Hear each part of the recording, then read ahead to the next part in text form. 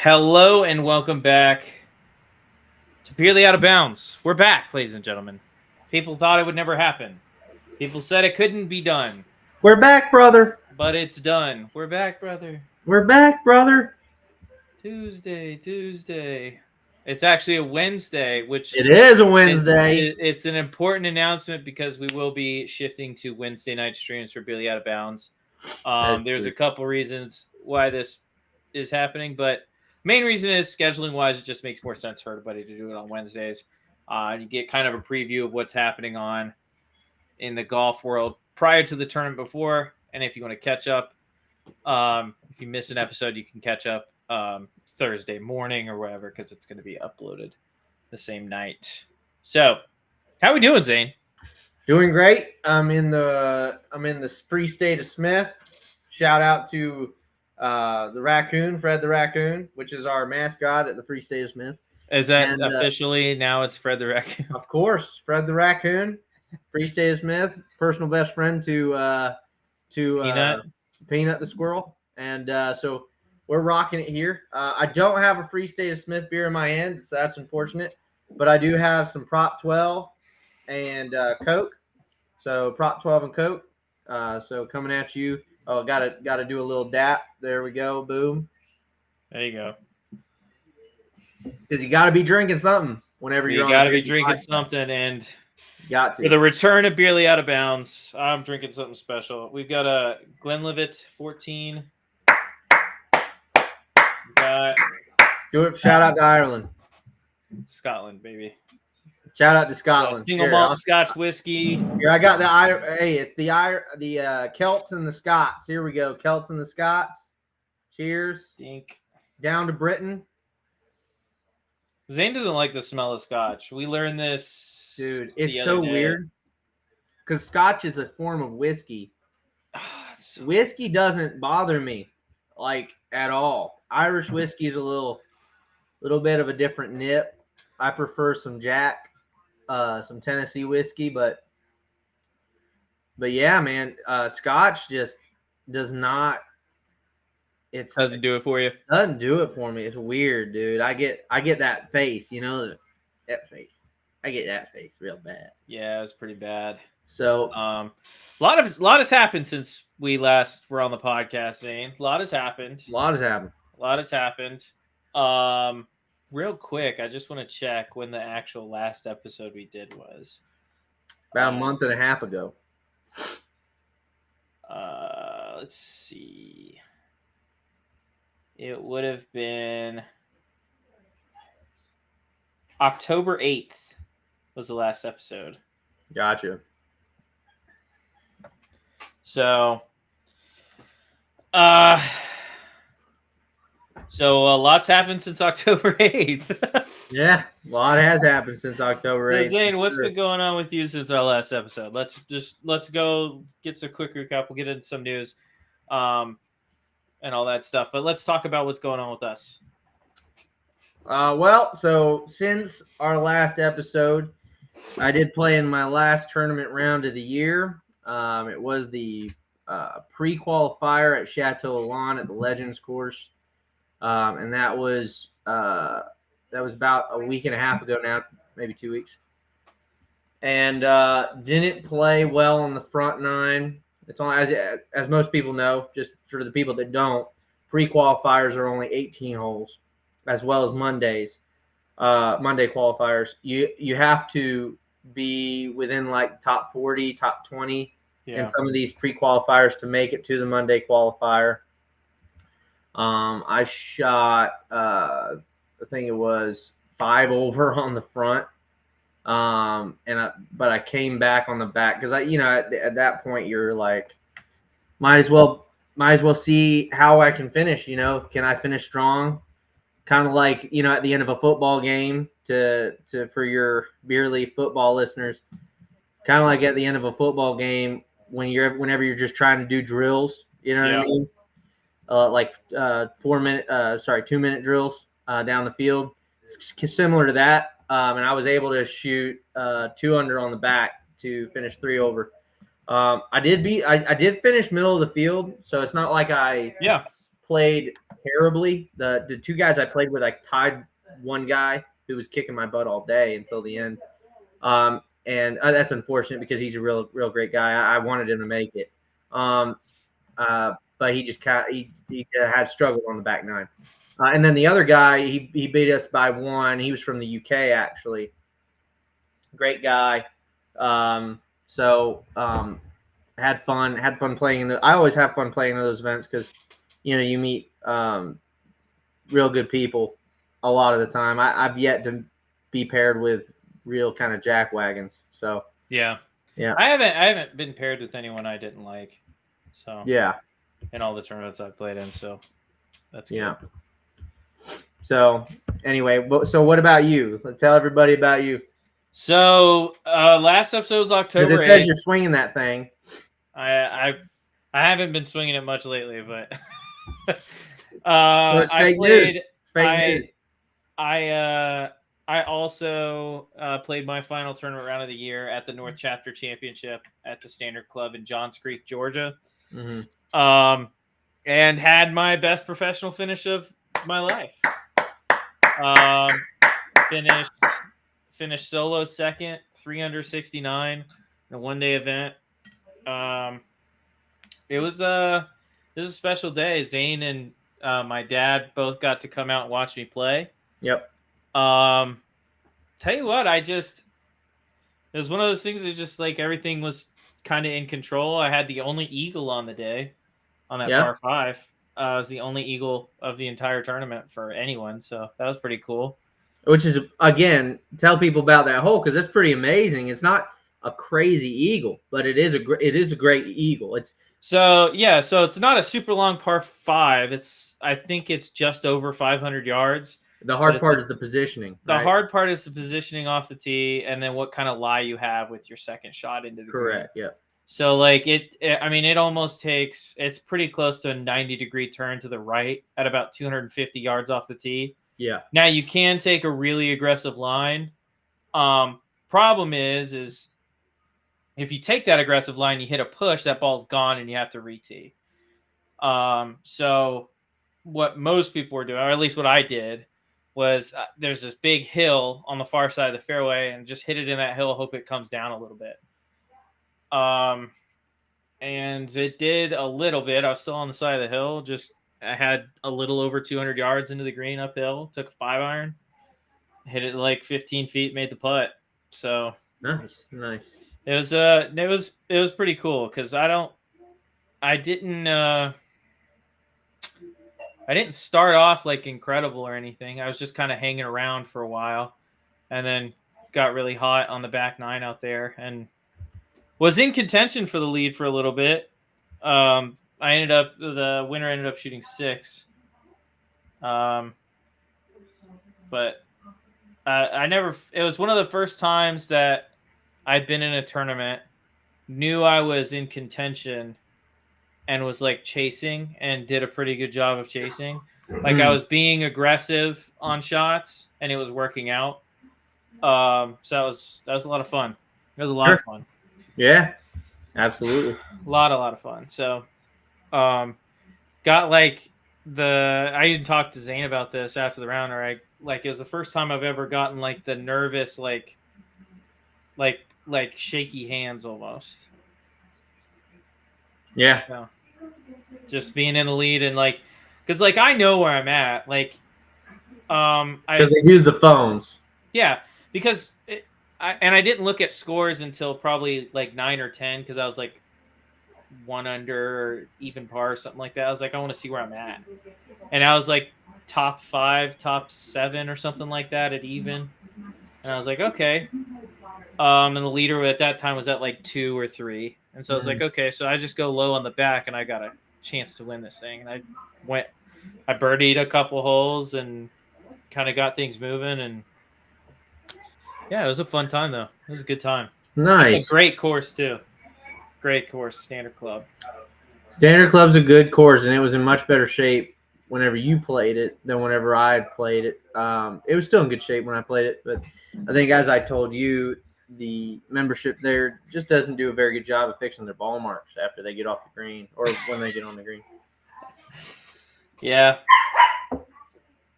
So, but anyway, we got a dog, a little puppy in the house, so that's what you're hearing. Got a little puppy. But also got married. So he's in prison. It was like a 2-week stretch. It was all coming up W's for Zach. 2-week stretch there. Finished second at tournament.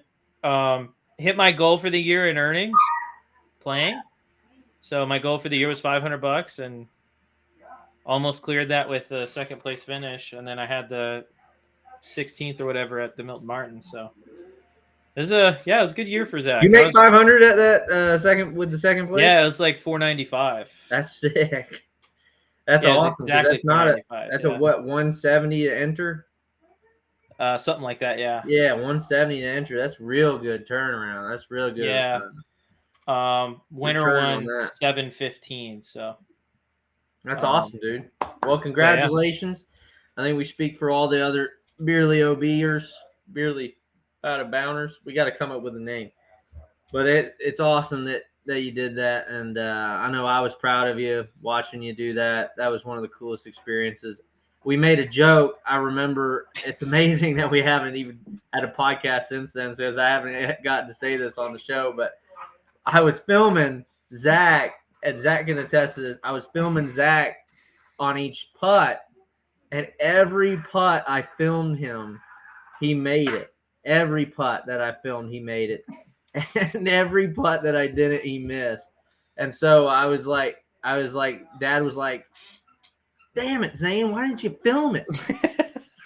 Whenever you had that final putt on the last hole. Yeah, I mean, so for context, everybody, so I was at 3 under going into the last hole. It's a drivable par 4. And can you tell him he was 2 back from the leader? So I was 3 back of the leader, but the leader had 2 holes to play. Yeah. So there's a chance he bogeys. If I eagle, there's a chance we go into a playoff for the championship. And so I'm like, okay, well, laying up doesn't make sense in this situation. I'm in a good spot. I trust the way I'm hitting the ball right now. I'm hitting it really, really good off the tee. So I'm going to hit this low cut, try and land it into the slope in front of the green and get it to roll up on. And I mean, I hit that ball as good as I could have hit that shot. I shaped it exactly how I wanted to. Can I tell people about it? Yeah, sure. I mean, it was literally perfect. I mean, so the way this hole is shaped is you've got very narrow passage on the left side, kind of going up to the green. The green is kind of guarded by a little pond that's kind of shaped like this, like it's like that.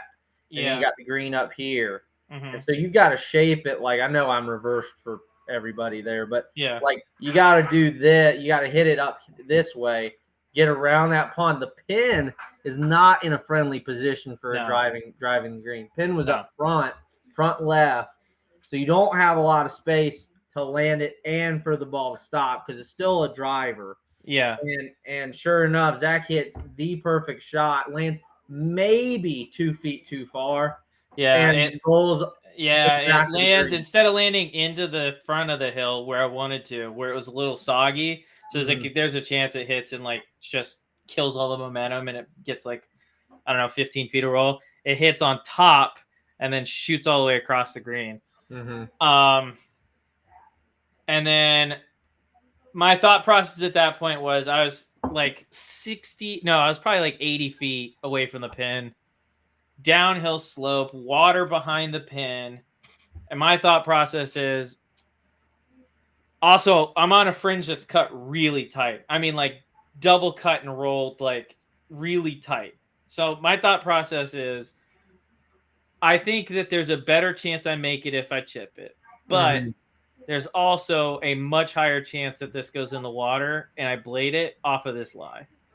So my thought process is I still think I can make this putting it because I've been putting well. But it takes the water completely out of play. And so I hit a putt, misread the pace really bad. I thought I was putting the first half of the putt uphill. It was flat. And so it just kind of took off once it got to the downhill part. Mm-hmm. And then hit it probably 15, 20 by. And then just missed a putt and then tapped in for par. But no, it was fun. And it was fun to like be in this situation where like, okay, let's make Eagle put pressure on the leader, that kind of thing. And then to hit the shot that I wanted to, like execute it to that degree. Because I mean, Zane was like, holy cow, like the shot I hit there. Because I mean, it was like a 30, 40 yard cut. Because I was trying to take speed off of the driver because it was 295 pin. Yeah, he hit a cut. Yeah, it was a pretty cut. It was beautiful. I mean, right on line too. I mean, I couldn't have shaped the shot any better. I just hit it like a yard and a half too far, probably. Absolutely. So, no, that was a fun day. And then I've played once since I got back from my honeymoon, so which was like 2 weeks later. No, I mean you've gone out and played like golf, just not played full 18, right? Not really. Since the honeymoon, I haven't played that much. Really? Yeah. You haven't played at all, huh? Yeah, I mean, so like, this winter, I'm planning to get back into making more YouTube videos and stuff because I do have a pretty cool. I'm not going to announce it on here. I did get a partnership with a pretty cool thing. So, well, let's hear it. No, I'm not going to announce it on here. I'm going to announce it on my channel. Text me? Can you put it in the private chat? I won't say it. Put it in the private chat. I won't say it because you didn't tell me anything about this. It's because just to let everybody know, it's because he doesn't love me. That's why he doesn't tell me. True. Come on. 100%. That's not true. Come on. Hold on. I gotta go. It's literally just private chat. I gotta make sure I get it right, dude. But anyway, I got a pretty cool partnership that I'm planning on using. So what is this partnership going to look like? What do they do? It is an ambassador program. So it's not like anything crazy. But I can't find it. No, that's not it. That's it's gotta be this one. It is an ambassador program, so it's not like anything crazy. I'm not like getting crazy benefits or anything out of it, but it is better. It is objectively a much better partner than I worked with the last time. Okay, so it's much better than the 366 deal. Okay, all right. It's much better than that. So what? You still haven't put it in the private chat. So I'm putting it there now. Okay. Where is it? Is it under notes? Yeah. It's literally at the bottom of the screen. It says private chat. Where is it? Oh, private chat. There you go. Here you go. Yeah, he's figuring it out, guys. We're doing it. Rowing. Really? Yeah. So hold on. Let me type in the private chat real quick.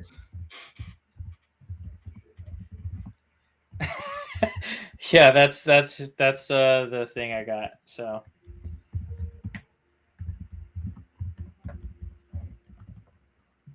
which one? There's two of them that look about identical. They're about identical. Hold on. Let me pull up the email just to double check. I don't want to give you. That's cool. Are you going to announce next week? And why aren't you announcing? Why not just go ahead and announce? Oh, really? Okay. We use them. Oh, we don't use them. You don't use them? Oh, that's the name of the company. Or it's yeah. We use the other one. Yeah. This is the actual name of the company. We use the other one. Okay, well I mean, they're still cool. They're still cool. I mean, it just so what it allows me to do is it allows me to like it. I'm not. I'm just gonna say it. I'm gonna be affiliated with Global Golf. I'm gonna be a Global Golf affiliate. And see, how hard was that? Yeah, it wasn't that hard. But this also allows me to explain why it makes a difference to me. I'm not gonna be restricted to like only wearing like one brand of shirts to like make sales on stuff, especially like an unknown brand like 366. As much as I love their stuff, and I do because I still have all that stuff. But it's gonna let me wear shirts like this. Like this is a Walter Hagen shirt. It's gonna let me wear FootJoy and advertise for FootJoy, but make sure you go buy it from Global Golf and stuff like that. So it just gives me the ability to do a little bit more on the affiliate side than partnering with one specific brand. Sure. Now that being said, my YouTube channel blows up, we'll reevaluate. Yeah. But as of right now, I thought it was pretty cool. And also it lets me do it with clubs too. Clubs, shafts, grips, all that stuff. So yeah, it's pretty cool thing. Nice. Well, that's awesome. So it's going to be like a coupon code that people can use. Yep. That'll give you a kickback. Gotcha. Cool. Well, that's awesome. Yeah. Well, just shout out to that then. So if anybody, wants to help Zach or help the program grow, because I know Zach puts a lot of capital, puts a lot of backbone into this and the football podcast, make sure you go there once he releases this code or whatever. So I'm guessing we'll have that code next week. Whenever my next video goes up, it's going to be in there. But you're going to start putting it on here too, right? Yeah, I'll start putting it on here as well. Okay, cool. Because it's going to be like the discount's pretty good. I've gone through and looked at it a little bit already, so the discount's going to be pretty good. So, and if you guys are interested in buying like FootJoy, Peter Millar, Travis Matthew, all that's on Global Golf, and they sell all of it. So, or if you're interested in buying like a driver, set of irons, you can check that out there too. So, yeah, I'm actually, I think one of my videos is I'm gonna buy a putter from Global Golf. Nice. So nice. But let's get into the news. The news. The ride into the news. So what do we got to talk about here today, Zane? I think you got to start off with the RSM Classic. It did just finish. I think that there were a lot of weeks between now and our last episode, but if we spent all the time going over each win, I think we get bogged down into like in a 2-hour episode, and we don't want that, especially because at the end of this episode we're going to be announcing kind of not a rebrand at all. It's not a rebrand, but it is a reformulation. A reformulation of what this podcast is going to look like in the future. What we're kind of try and focus on in future one more thing. Big change in my life. Zane, I got a sword. It's a pretty cool sword. So for those of you that don't know, he got a sword as his gift, as his wedding gift. His bride gave him a sword. And it is real. For those of you wondering and asking, is that plastic? No, this is not plastic. No, that is literally forged real sharpened steel. It's forged from the fires of Mount Doom. It's pretty cool. I need to make a video of like cutting melons and stuff with this. You should do. You should get the. This is gonna be real nerdy, but you should do like the elfin like letters up the middle. It's got my initials on it. Does it actually show it to the camera? I don't know if you're gonna be able to tell. It's like right here. I still like the Iron Cross there.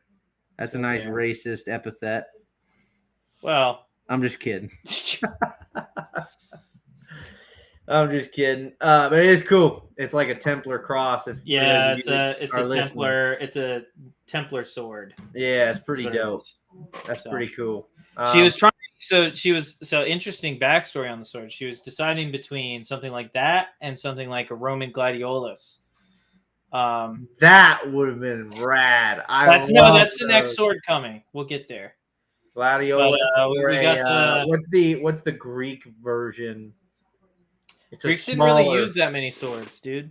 No, but it was smaller. It was like yay big. Yeah, I'm not sure. Almost like a dagger, almost big dagger. I'll find it. I think they call it a knife. Is what they called it. That's not a joke. I'm being serious. I don't think they called it a knife. I think they actually did. Let's look up Greek sword. There it is, like a falcata. That's what it was. Or a kyphos. Yep, a kyphos. Those things are rad. They look like something like Link in The Legend of Zelda used before he got the Master Sword. Sorry, I need to stop. This is more Master Sword coded right here.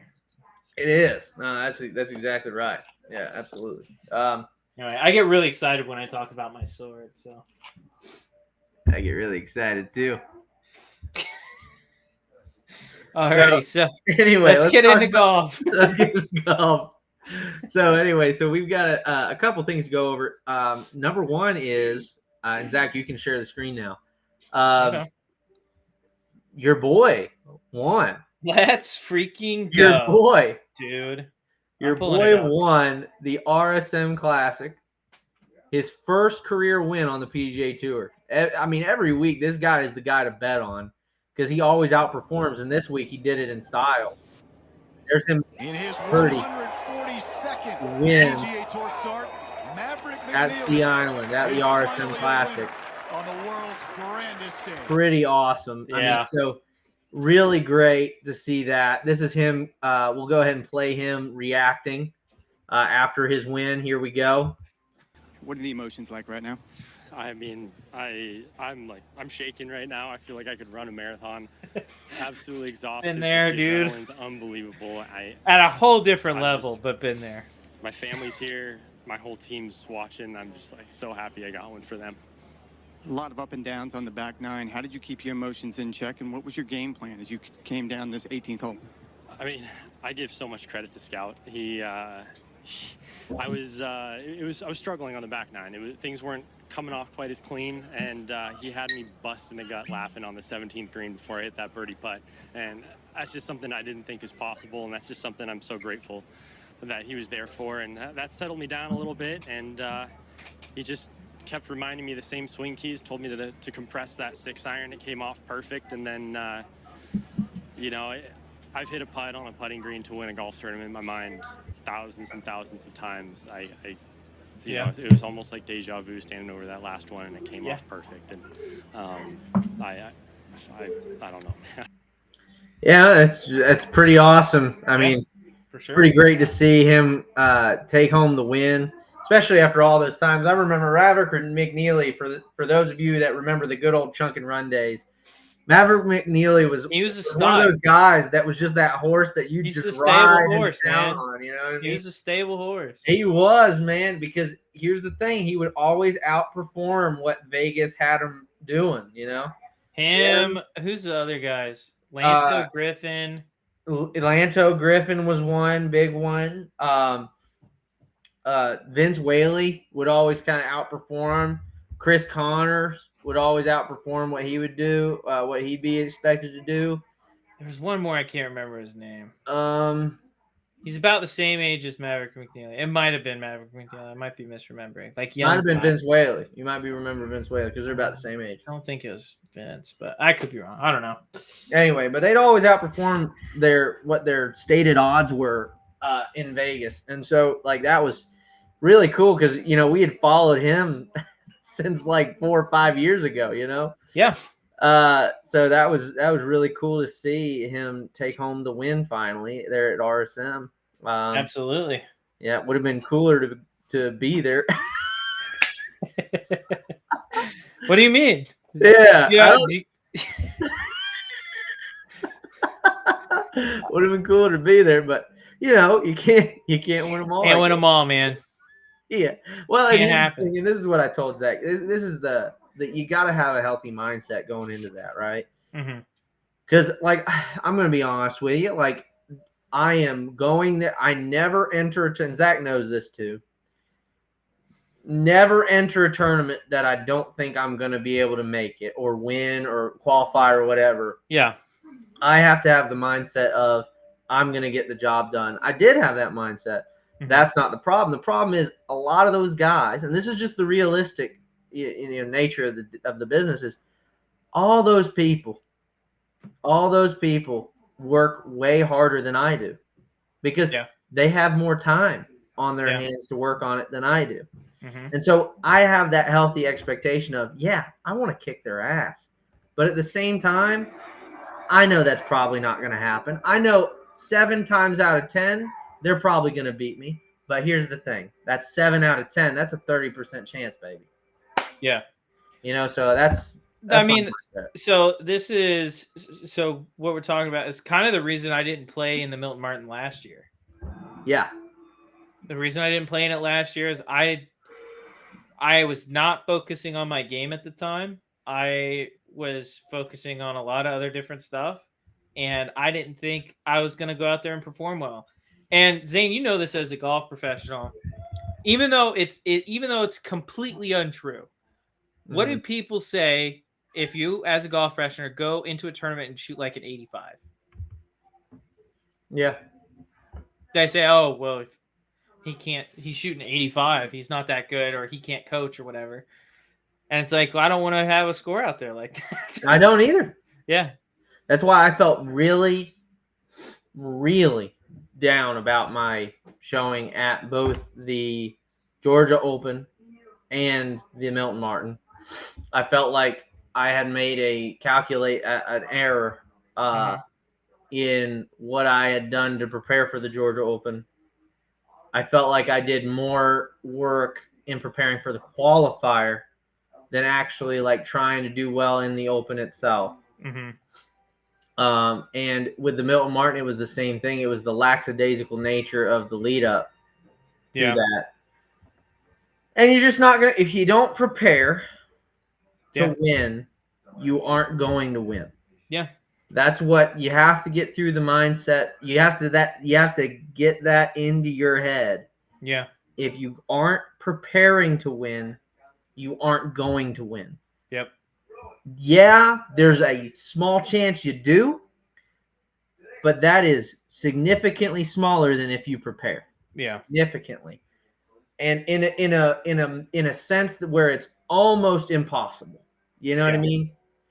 And that can't be overstated. Yeah. So I think that especially if you're out there, you're listening, you're a coach, or even if you're a junior golfer, like getting that across to your students or internalizing that and then telling yourself the best way to gain confidence in your game is to work your ass off. That's how you do it. Yeah.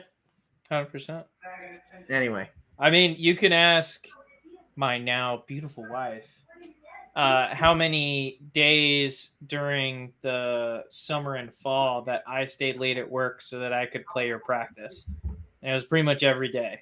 Mm-hmm. Because I had the goal of not only am I going to play in like multiple tournaments this year, but I'm going to compete, not just show up. I'm going to compete. Sure. So I spent a lot of time staying late after work and working on my game, and I tell you what, the biggest change was my short game. Mm-hmm. Oh yeah. Biggest change I've made in my game was my short game. I mean, obviously, making sure I was hitting the driver well and hitting greens and stuff like that, obviously. But no matter how good you are, you're not hitting every green during the round. On it, like, it almost never happens.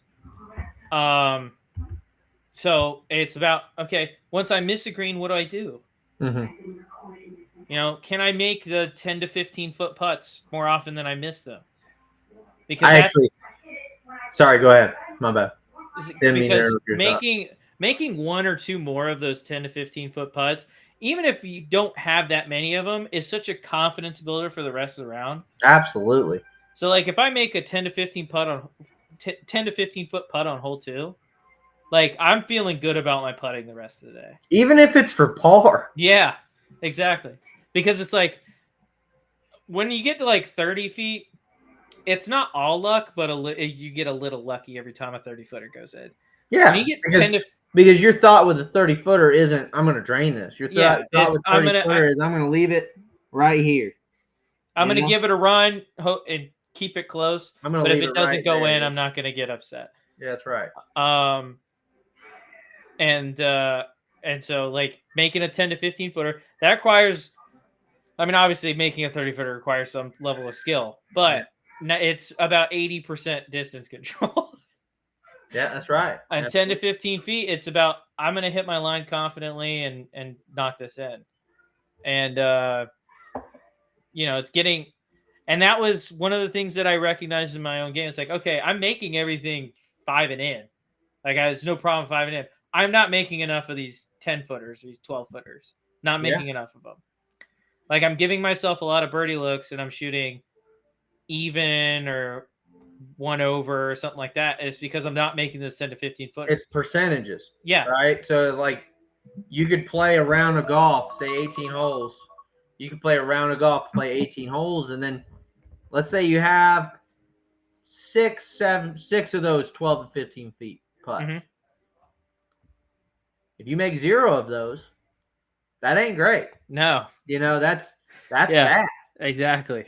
If you make 2 of those, that's pretty good. Yeah. And that just goes to show you there's next week I'll definitely have this.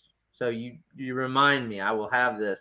There was a podcast, and I think I talked to you about this. If I didn't, let me know. There was this podcast, and this just goes to show it's kind of like that joke. I definitely sent this to you. You know how that joke goes where it's the girls sitting and doing the podcasting, and they say something that they think is like super salient, and it's like the dumbest thing ever. And it cuts to this guy, and he goes, I think there's just too much podcasting equipment. I think we need somebody to go and buy it all back. I think there's just too much podcasting equipment. And I think there's something to that, because there's this guy on this golf podcast where he was looking at the stat. I guess he was saying, hey, look at the stats.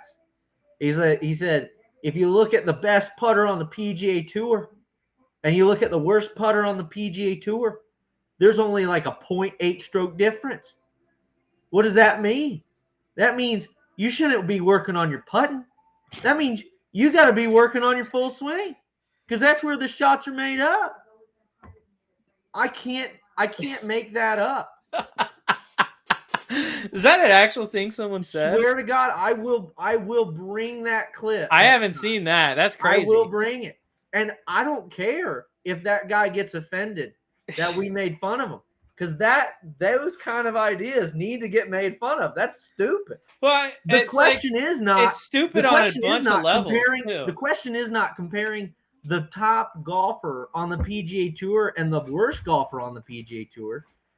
The question is comparing the worst golfer on the PGA Tour to the average golfer. Yes. And that is a wide disparity. You're talking 36 putts per round versus 27 putts per round. Yeah. That's not even on the same universe. That's 9 shots. I'll help this guy out a little bit, because it's crazy on a bunch of levels. Does the worst putter on the PGA Tour typically get nervous over a 3-footer? The answer is no. No. Does the average golfer get nervous over a 3-footer? Absolutely. Yes. That's outside the friendship circle. Yes. In any group of friends I know. You're not getting the gimme from 3 feet. No. You just ain't. No. 2 feet, maybe. And you ain't getting the gimme. And they're like, well, what about Rory in the US on the hole already? People are going to look at it like, what about Rory in the US Open? It's like, yeah, they'll miss them sometimes, but they're not nervous over them. And to be fair to Rory, the last putt was 3 feet. Yeah. But the other one wasn't. No, the other one was like 4.5. 5 or 6. Yeah. It wasn't 3. So to be fair to Rory, who I don't like being fair to, for obvious reasons, it's not like it was 2 3-footers. Yeah. They were bad putts, Yeah. but it wasn't 2 So 3-footers. I don't want to harp on this too long. What do you think the issue was with his final putt on 18, or his second to last putt, I guess, on 18? I'd have to look at it. I can't remember my. I can't. I can tell you remember my opinion. issue. I can tell you what I think he did wrong. I can't tell. I can't remember my opinions because can we look it up real quick? If you look it up, I'll talk. I'll look it up while you tell me. Okay? I think my problem with the putt Rory had on 18, and the way he decided to hit it is,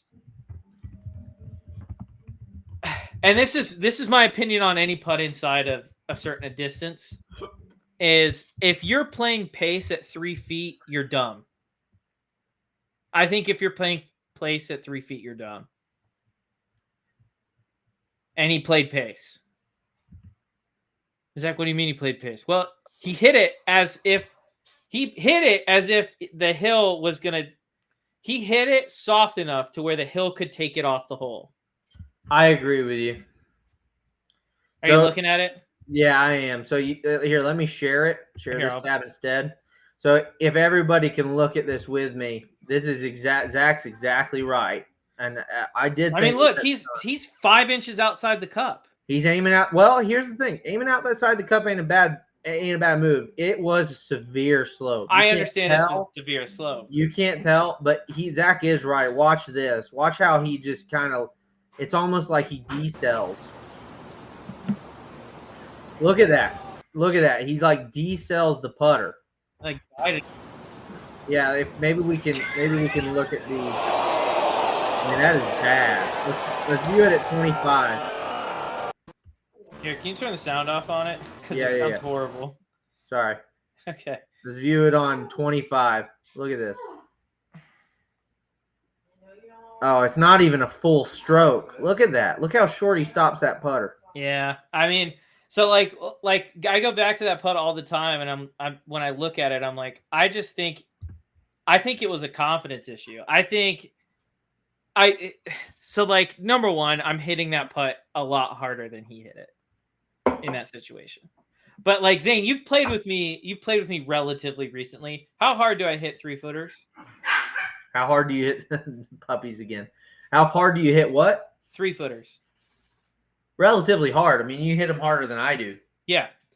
And the reason why is pretty simple, right? Especially on fast greens. Okay, I play double the pace, so I hit a 3-footer like I'm hitting. You guys turn that down? Thank you. I hit a 3-footer like I'm hitting a 6. Please. Go ahead. Sorry. I hit a 3-footer like I'm hitting at 6 feet. Reason why is especially on fast greens, when you're hitting it 6 feet on a fast green, you're not actually hitting it that hard.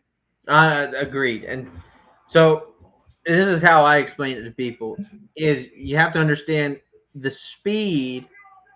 So how big the hole is, it depends on the speed of the ball whenever it's actually approaching the hole. Yeah. Faster greens, it's going to be approaching it slower and still going further past it. Yes. Whereas on slow greens, like 10s or 9s, that thing is going to be going faster if I'm leaving it 3 feet by than than on a 12. Yeah, exactly. And so that's exactly right. I mean, that was one of the things one of the guys I was playing with, I think he finished like 4th or 5th in the tournament. One of the guys I was playing shot 1 under. He said, like, I didn't want to say anything to you during the round, but you were hammering those 3-footers all day. I was like, hey, it's not coming off the hole if I hit it hard enough. It's like, why would I try and die it? It's just gonna take a slope and do something I don't want it to do. Correct. Whereas I can pick center right or center left on almost every putt and hit it firm, and it's gonna go in. Correct, because it's gonna lip in. Yeah, exactly. Yeah, exactly. Yeah, it's gonna lip in. I actually had an interesting conversation with a colleague of mine because we were talking about the PGA Tour conditions, or any tour conditions, and we were talking about how with people don't realize on the tour, like say this is the hole, say this is the cup, they don't realize that this right here is so sharp. Yeah. That like you aren't going to lip it in on the PGA Tour. No. It's not going to lip in like you hit lip ins on your local muni or local Yeah. course. Even on local private courses, they aren't cut that fine. And so that's what this just goes to show, like, with that guy saying that, oh, it doesn't matter about your putting. Doesn't matter about your putting. It's like, dude, you got to realize, man, them hitting pushes and you hitting pushes, if they hit a push from 3 feet, they're missing that putt. Yeah. They've got to be so exact. That's why they take so long working on putts. Yeah. If you look at the guys like the Schneider Jans or the Whaleys, or you look at Mike Pashota, all these guys, all these Georgia Tech guys at the golf course. I'm sure the UGA guys the same thing. They're on the putting green for what seems like an hour or 2 hours or 3 hours, maybe not 3. But they're on the green. It depends on the guy. They're on the green quite a lot, and that the reason is they're trying to get the repetition. Hey, cutie. Hey. They're trying to get the repetition of trying to get the same stroke over and over and over again, because they can't afford. Yeah. To that guy's credit, this is the real takeaway. They can't afford that missed putt on 6. Yeah.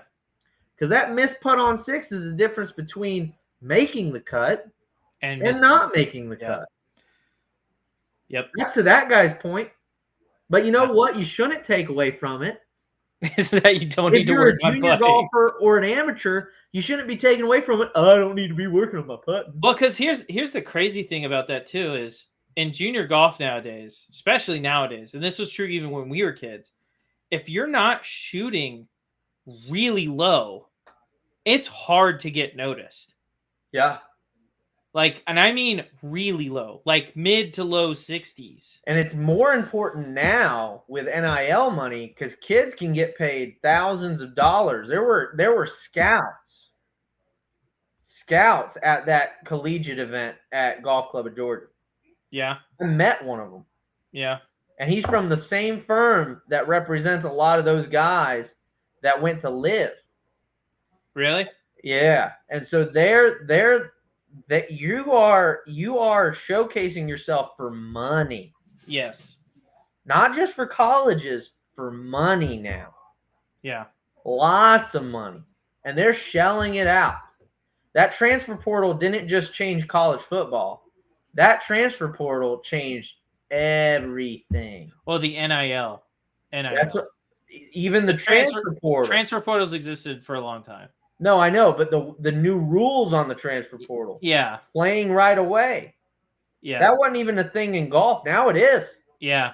That's a thing for everything. And so the NIL money joined with the fact that you can just play anywhere. Mm-hmm. That has changed sport. Especially college sports, yeah. Especially, well, obviously college sports. That's what we're talking about. But like golf, there's money on the line. Yeah. So, yeah. And let me just break it down really simply. If you can't putt, you're not shooting in the low 60s, mid 60s. Correct. And you've got a window. You've got an age window. Yep. This is what a lot of those, if you're a high school student or you're a middle school student, you want to be the best. You say you want to be on the LIV or PGA or whatever. You've got an age window. Mm-hmm. You've got to hit your stride within that age window. And that's going to take hard work. Me and Zach didn't do it. Nope. Because me and Zach didn't know about it. Yep. So you've got. Now we do. And we're here to give you. I want a time machine. I want to go back. Dude, me too. If I would have worked half as hard as I did this summer and fall on my golf game when I was in high school, I mean half as hard, literally half as hard. Yeah, same. So can you imagine the damage we would have done? Dude, it would have been sick. We would have been like young brothers in Florida are lighting up the. Yeah, we would have been We would have been not state champions because you should see the scores, but we would have been state contenders. Our school wouldn't have been. Us as individuals, probably. Yeah, we would have been. But I don't know. We could have made it state with two low scores because they only take 4 scores. Yeah. Well, we would have needed someone else to show up. I think if we'd worked harder, someone else would have shown up. Maybe. I think so.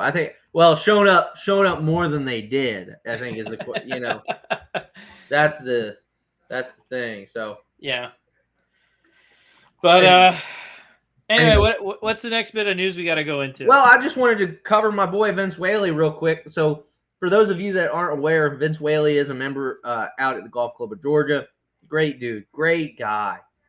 And one of my colleagues is actually one of his coaches. His coach there, Branson Davis, great instructor. He's helped me a lot, actually. And he had a bogey-free round. He actually got into the final group with Maverick McNeely. He had a bogey-free round and a birdie at the last hole.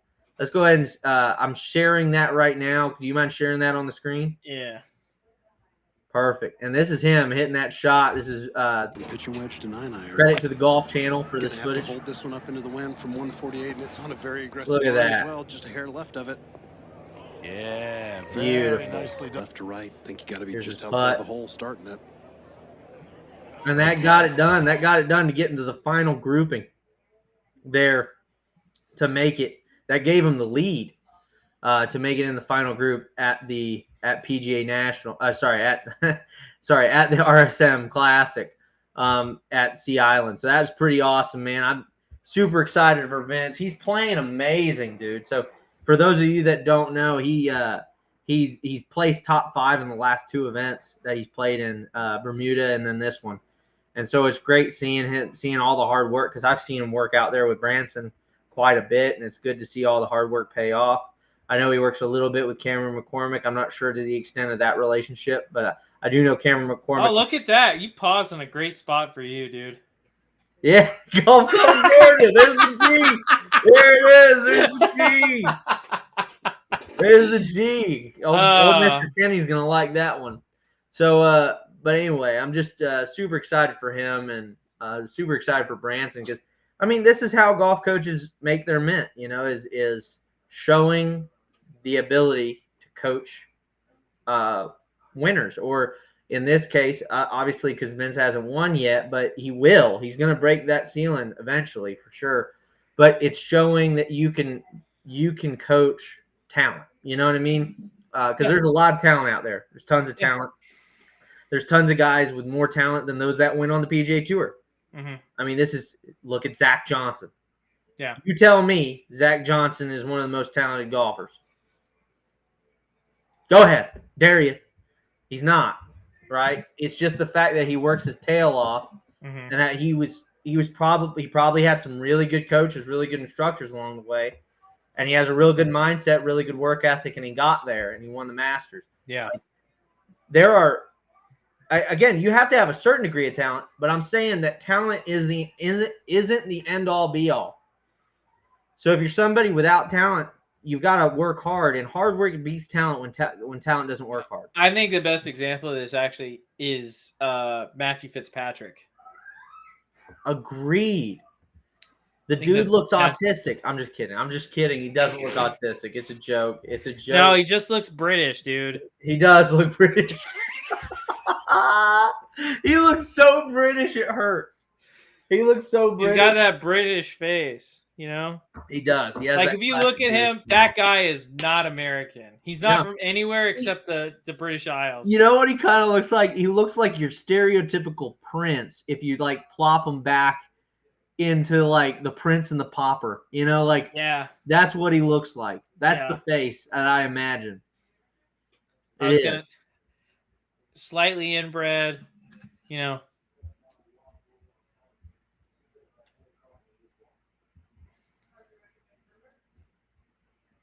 What are you just scrolling down Twitter now, dude? Oh, sorry. Yeah, I forgot that you were still sharing the screen. I was just scrolling on Twitter now. No, I was just looking to see if there was anything else that I missed. I got a big piece of news, and then I got something fun to end on. All right, let's hear it. Probably the biggest piece of news in golf happened today. Earlier today, less than 12 hours ago, Bryson made the hole. Yes, he did. Yes, he Bryson did. made the Day 16, baby. Day you remember what shot it was? Shot 14, I believe. Oh, yeah, it was 14. It was 14. So just shot 14 on day 16. That's right. Let's go ahead and look at that. Go ahead and pull it up. I will. But for those of you following, this was it was kind of a cool It was series. a saga. It was kind of a cool series, dude. It really was. Yeah. I was looking at it every single day, wondering if he had made it. So was I. Here we go. So there's day 15. Let's Had a scroll couple up. of lip outs. He had one bounce in the hole and out. It was like, Yep. oh man. You got it? Oh, I guess there's a new live. We'll talk about that next week. I don't want to talk about it this week. There it is. Got it. Ready? Yeah, You ready? I'm pulling it up. There you go. All right. This is day 16 of trying to make a hole-in-one over my house. Since it's day 16, I get 16 shots. 16 shots. Oh, Rock. dude, some of these days he hit them Oh, so close. I go. know. See the There one was where he hit some. the pin. Yeah. He hit Oh, the bro, pin you almost twice. dunked that. Yeah, it was. Hard to watch. There he goes. Especially because a guy like him, like, he's expected to do this on, like, day 4. Oh, I know. Oh, Rock. It's amazing. Isn't it amazing to you? Oh, that might do it. It's Hook in amazing to there. me that he still hits rocks sometimes, you know? Yeah, Like, I get it. Just I mean, it That's happens. it. I agree, but it's just kind of wild because you think, like, that's so cool. Oh, be good. I could do He it. does Be it. He does good. it. He does it. No. Let's go! Shot 14. Shot 14. Are you kidding me? Shot 14. There goes the hat. Shot 14. Yeah, it was that was a saga, and it's over now. He made the hole in one. Yep. I wonder what antic he'll come up with next. Well, he's still doing that breaking 50 thing. It's still really cool. I saw that Tom Brady, the one that I haven't seen that one yet. It I just haven't came watched out. it, but it looks cool. Really looking forward to that. Yeah. So let's go ahead and cover kind of real quick. Just what time are we at? Let's wrap it up. I got one thing. I got a rumor mill here. All right, let's rumor mill it. Rumor mill. I'll spill the tea. Okay. Spill it. I am not gonna say this person's name Spill it. because it's a source. I have sources. Okay. Spill it. I think it's time. Zane. I think it's a time we start having a conversation about how PXG clubs are not meant for professional golfers. Okay. Someone went all PXG this offseason, and they said they are feeling as bad about their golf game as they have ever felt in their entire life I mean, I knew this. after going to all PXG. I knew this. Not going to say who it is. I knew this. PXG went all in-house. There is no reason to go all in-house with your fitting equipment. There's no reason to go all in-house with Unless you can't compete. unless you can't compete. Unless all you're trying to do is build a culture that's just PXG, just PXG. That's what it is. It's because you can't compete with all the rest of the stuff in the PGA Tour Superstore. I really believe that. I heard that, and I was like, dang, that's tough. And this is not a no-name guy. I'll put that out there. It's also not a no-name guy. He's not a huge guy, but he's not a no-name. Yeah. Well, I just know this. Titleist is coming out with banger equipment. Wait, Zane, if I send this to you in the private chat, if I send you the name of this guy, will you not? I'm not going to say nothing. I'm not Okay. going to say nothing. Did he say not to use his name? I didn't get the information from this guy. I got it from a reliable source. Okay. So there you go. We can say Bulldog, right? We No, say we can't say Bulldog. No, we can't say Bulldog. Shut up. There's tons of Bulldogs on the tour. Just saying. But that's anyway, the rumor mill for me that's right now. wild, End it. dude. Well, here's the thing. I'm not surprised. I'm not surprised. I'm not either. After watching the people that have switched to PXG over the last couple of years, or the past 5 to 10 years, like absolutely fall off a cliff on the PGA Tour. Shout out to Zach Johnson. It's not even the PGA Tour. Have you hit the clubs?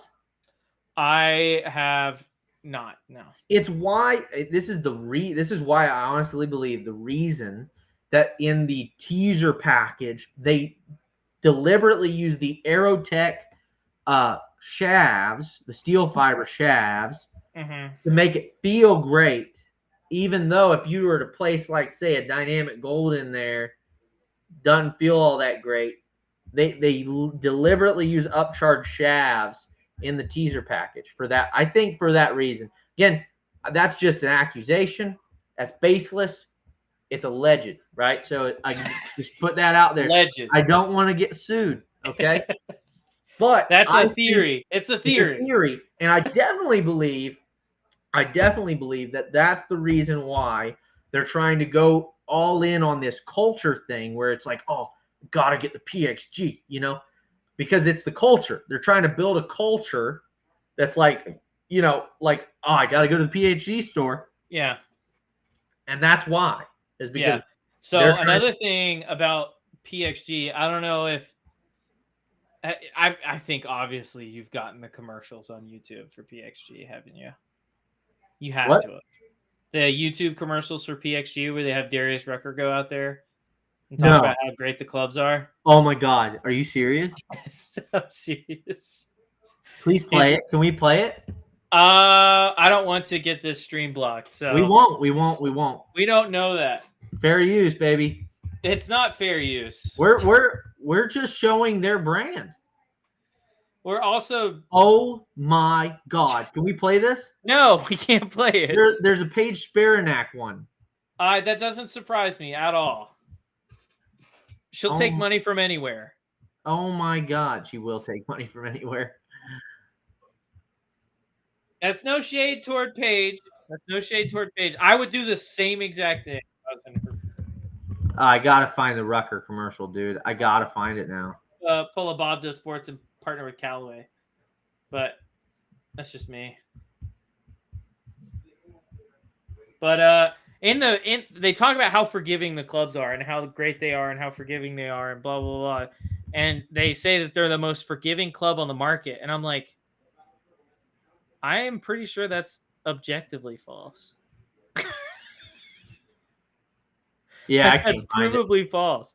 I can't find it, but it's one of those things where they went from being this brand associated with, we've got all the best material, we've got all the best, we paid all of these engineers from all these other companies to come here and create the best equipment, and then they started doing the cost cutting model. And once you just start doing the cost cutting model, you can no longer pay those engineers. You can no longer, you're using the same technology everybody else is using. You're not actually doing R&D. That's the thing I don't understand about PXG. I think that they made a mistake. I think they made a severe mistake going from, like, we're the premium golf brand, PXG, the premium golf brand. Like, that's not what PXG stands for. No. I'm saying that's what they came out with initially. Oh, We're the premium golf brand. If you want your clubs perfectly fitted to you, the toe weighting, the heel weighting, the MOI perfectly, the swing weight, all that stuff. If you want it perfectly customized to you, you come to PXG and we'll do that for you. Yes, our clubs are more expensive because we have the best engineers. No, that wasn't the original thing. They never had PXG stores. No. I'm saying you like buy PXG. You get fitted for PXG. You buy PXG. No. But it was the big selling point. I don't even know if you know this. Big selling point with PXG was the perimeter weighting. Yes. Was the equal distribution of weighting around the club head. That now everybody does it. So like, what's your selling point? But also, Ping had been doing that for years.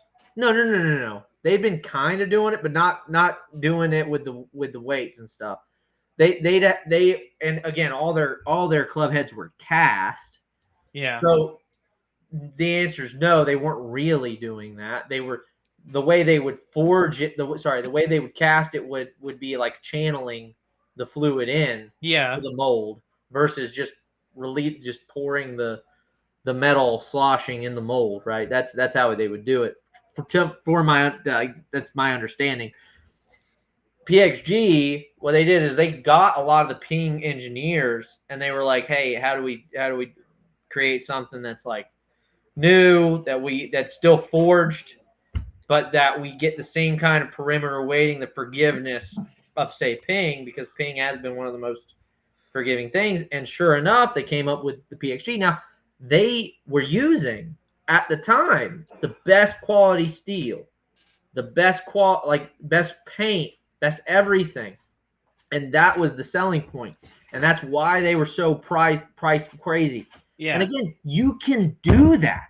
Miura has done that for ages. Yeah. You can do the premium model. Mm-hmm. You can still be in that market. But I think what happened is they got their head out over their skis. They started probably buying a little bit too many, whether it be warehouses or creating too much product, spending too much money on overhead, something. Yeah. And that's what led them to do the cost-cutting model.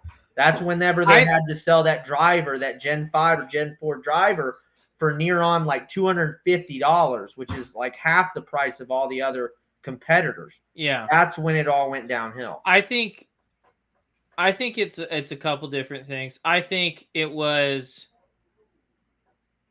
so obviously it was, for a long time, it was like every rich dude you knew had PXG. Yeah. Every rich dude you knew had PXG. Literally. Yep.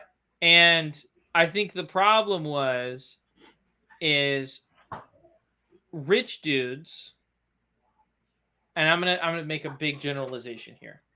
Rich dudes in general don't play as often as like your weekend golfer. So there becomes an issue in scaling when a guy that plays at most 20 to 30 times a year, those clubs, when he buys them, he's probably not buying another set the next year. That's right. Yeah. Well, that's what they would do. I don't know if you know this, but what the rich guys would do, especially for their kids, is they would buy them the pitch and wedge, the 9-iron, 8-iron, and then they would buy them the rest. They would buy it in. They would actually. It was the only brands I've ever known where people would save up, or not save up. They'd buy them in increments. That's the only club I've ever known people do that with. When have you ever seen another club that was bought single ironed? It's insane to do that. But that was the only one. And that was because it was the premium brand. It had all this technology, the perimeter weighting that nobody could copy, and everybody did. And then what happened was they can't keep the R&D up. The R&D falls. Then they have all this product that is just as good as everything else on the market. They have to figure out, okay, how do we sell this now? They have to cost cut. So they go cost-cutting model. And then try and proliferate. Yep. Proliferate and then focus on culture. And they aren't big enough of a company like TaylorMade to do both. Like TaylorMade, Callaway, they do both. You have the cost-cutting side of the business. You have the premium side of the business, right? They aren't big enough to do both of those. Yeah, I think they should have stuck with the, say it, Hanma or Miura model. Stay with the premium. You can still cut costs, but that takes, you still have to keep a good amount of R&D. And what you do is you cut costs not on the quality side of things, not on the quality control, but you do cut costs on the overhead. You probably get rid of some executives, probably get rid of some salespeople. And you just focus on selling the premium side of the brand. And I think that would have kept the brand in the eyes of the public at a much higher level. Well, and also they've you talk about going to the cost cutting model, but they've also super heavy focus the last year and a half. Yeah. It's like nonstop ads on YouTube for PXG because I watch golf content. Well, and it's like they've super heavy poured money into advertising. And what they don't realize is other companies do this very well as far as not needing to advertise. but still getting professionals to play their clubs. Yeah. You know one. I bet you can guess one right off the top of your head. I bet you're thinking of the exact same one I am. Callaway? No, it starts with an. Callaway does a ton of advertisement. Think of one that doesn't do any advertisement. Starts with an S. Srixon? Srixon, right? When's the last time you saw a Srixon's commercial? You don't see them. Yeah. You may see an ad. You may see an ad for the ball, but you hardly ever see an ad for the clubs, and that's because they keep the premium. They use all that money for the that they would have used on advertisement. They use it on the quality control. They use it on the R&D, and that's how they create really good equipment. And that's why you see Brooks Koepka's. You see those guys that don't need the money from the club side of the sponsorship or whatever. Yeah. You'll see them use those clubs because of the quality of the club. Shout out to Dunlop Sports, honestly. What an empire. I agree. And they used to have a cost-cutting brand. I mean, I guess Cleveland still technically is the cost-cutting side. It depends. It does. It really depends on what they're selling. So, like, for instance, if you look at Cleveland is their wedge brand. Yes. Wedge and putters. That's what Cleveland does for Dunlop Sports. Yeah. Srixon is irons, woods, drivers. Yeah. And then it just kind of funnels down through. Yeah. Yeah. And then you have, old people want a more forgiving, lighter club. Check out Zexio. Yeah. Yeah, that was a brilliant purchase. The Zexio merger, that was because I mean, like they have like brilliant. They have like 30-gram shafts for like ladies, and the heads are like crazy light. Yeah, and that's the thing is you can't get that in Callaway. Like you can get like they had the Paradigm Star. Yeah, I'm sure whenever this new club comes out, I can't say the name of. I can't say, With Ping, they have like the GLE. Yeah, GLE. But even then, those heads lighter than those. Yeah, Zexio heads are and the so shafts, light. 30 grams. Yeah, it's crazy. It's insane. So, again, they've got some amazing technology. And again, that's from keeping probably really good engineers on the payroll. Really quality R&D. And as you said, Zane, I think I've seen more Zexio ads than I have Srixon ads. 100%. And Zexio is like their third brand. But they have to. I mean, with the Zexio thing is they have to, right? Yeah, they have to. Because they're trying to sell that. They're gearing the Zexio ads toward an older demographic. They need the TV ads. Yeah. Because that's where those guys get their news. It's where they watch the TV. They watch more Golf Channel. That's why they have to be on there. And so that's why you see them on there more. Yeah. So. And they do try and advertise for the ball just because it's like the fourth or fifth best ball on the market. Or fourth or not even best ball. Fourth or fifth most proliferated ball on the market. Yeah. Like you have to contend. Titleist obviously number one. TaylorMade and Callaway are vying for number two. And then you have, I don't know, Srixon, but then you have to compete with brands like Vice, who are taking the average golfer by storm. So. Yeah, it's just so people know, like, just to let people understand how big golf online is getting, and this is a great thing. I really believe that. You see, going back to this, you see the Horvat Mickelson, they're going to do a 2v2 series, which is awesome, on YouTube. We should do a series, Zane. I'd love to do a series. We can definitely do that. We could do a monthly match. The monthly match. We should call it that. We will. I like it. But anyway, going back to this, can we pull up that where is it? Is it still sharing? I think I got to share it again. Let me share it again. You got to share it again. So this, just a real quick look at the numbers on that Bryson hole-in-one video. Again, this was a YouTube short, just so people understand. Wasn't a normal YouTube video. It had, in less than 1 hour, 1.3 million views, 700,000 views on X. I mean, this just goes to show. I mean, this asks the question: is he a needle mover or is he the needle? So this is also that those were the numbers at the time of record of that post, which was 422. Yes. Like you said, less than an hour. Yep. Okay. That's also not including the amount of views he had on the 15 previous attempts. Correct. So, like, Bryson, and this is something crazy that I think the PGA Tour needs to get out of, and we talked about this several times. Oh my God! The media rights thing on the PGA Tour needs to stop. Go off, Queen. Because it prevents their guys on tour from having a similar, like, just player fan reaction like Bryson does. Bryson's allowed to go shoot videos on property at live events. You know who's not allowed to do that? Literally every PGA Tour player. Literally every single one. This is 100% right. 100% right. And it's because they're limiting their exposure to try and nickel and dime everything, which actually leads to less revenue. Yes. It's insane. Zane, guess.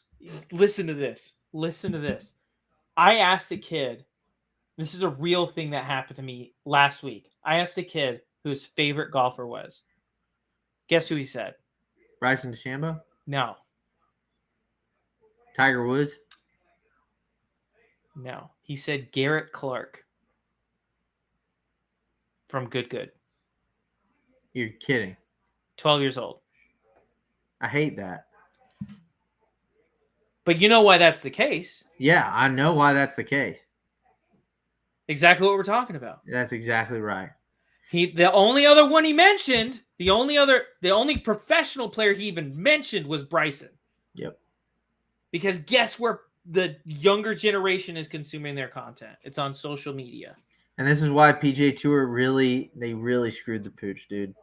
Because whereas Live stuck to their guns. You know who isn't playing on Live next year? Who? Bubba Watson. You know why? Because he got relegated? Because he got relegated. They stuck to their guns. Yeah. He's still going to own a team. Mm-hmm. He can still get back on it next year by playing well on their Asian tour or Live Asian tour. Yeah. He can still get back on it, but he's off the tour. Yeah. He's off the league.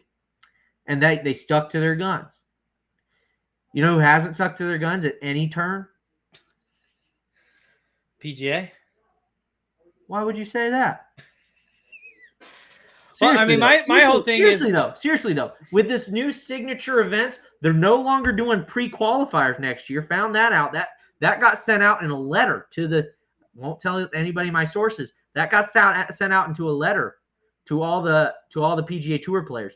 They're no longer doing pre-qualifiers for the public.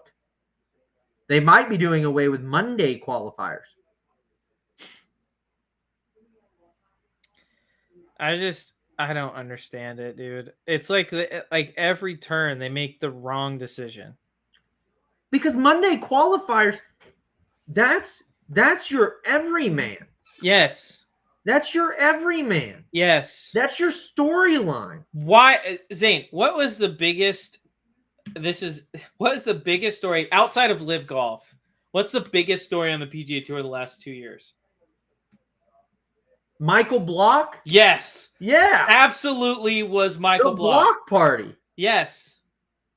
It was Michael Block. As much as I think that the PGA of America's commercial featuring him triggered me, as much as that happened, he is the biggest story on the PGA Tour because he's the story. He is the story. Why do you want to do anything with the PGA of America? Because Michael Block, a guy just like you, made it to the U.S. Open and was not only competitive, finished top 10. It's a PGA championship, but go on. Regardless. Doesn't matter. Don't let the facts get you down. Yeah, don't let the facts get in the way of a good story, okay? That's right. I'm sorry. That was the biggest story for them in the last 2 years. I agree. And what do? No more of that. No more of that. We can't have that. No. Because here's the honest to God truth. People want entertainment. Is watching good golf entertaining? Yes. Is it more entertaining when there's a fun story to go along? Also, yes. Absolutely. Did people not remember the basically NFL films like it's not NFL films, it's like the PGA Tour documentaries. Did everybody remember the comeback of say Koepka or like the Cantlay comeback from injury? Like, does anybody remember those? Like, those were good quality stories, and they wouldn't have been able to happen with signature events. True. Because there's almost no way to climb up them. Yeah. Because if you're always stuck in the bottom events, you're never making it to the signature. Yeah. You're because of the point limiting differential. fields. This is the thing, and I can't remember if it was Scotty Scheffler who made the point. You're limiting field. No. It wasn't Scotty. The point was, you can't tell me that a 70-man field, say even top 70, winning it with only 70 guys is more competitive than a full 150-man field. Yeah. You can't tell me that it's more competitive. I don't give a flying F if it's the top 70 in the world. What we've seen from anything, you look at Michael Block, you look at Monday qualifiers, anything can happen. Yep. You can get 2 good rounds out of a no-name guy can knock off one of the best players in the world out of the cut. It can happen. Yeah. And so this idea that, like, we're going to protect the big guys, ridiculous. We already have, in fact, it would be less ridiculous if the live guys were still on tour. Less ridiculous.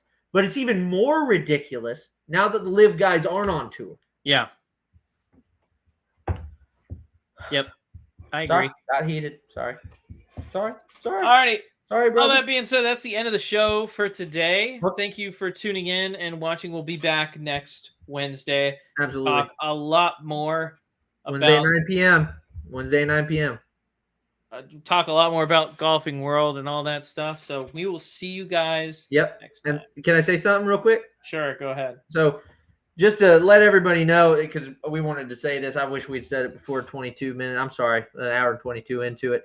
But what I wanted to say is me and Zach had a talk about what we see as the future of the show. And we really want this thing to grow. So instead of doing Mondays, because that's my only day off, and Zach gets a lot of Mondays off occasionally, we're going to choose to move it to Wednesdays because it's the only other day that makes sense other than Tuesdays, because Zach has the beer league football on Tuesdays. We want to make sure that we have it every week for you guys so that you guys are able to obviously laugh and have fun with us, because that's what this podcast is all about. It's Beerly Out of Bounds, Yeah. And so we want to make sure that everybody's having a good time. Everybody's enjoying a beer with us. So we're going to be doing 9 p.m. on Wednesdays for the coming future. Again, they may start 5 minutes later or whatever, but it's always going to start at 9. And we're also going to have different guest hosts as well. It's obviously me and Zach are still the main hosts. We are going to have guest hosts on, so you may see 2 of us, 3 of us, but I'm excited. I'm not going to announce any names this time, but definitely going to announce them next week. But we're going to have guest hosts on the regular to be able to have fun and chat it up and enjoy more conversation with golf and beer. So yeah, really excited about that. Anyway, Zach, are you excited? I'm pumped. All right. That's all I had to say. All right. Thank you guys for tuning in. We'll be back next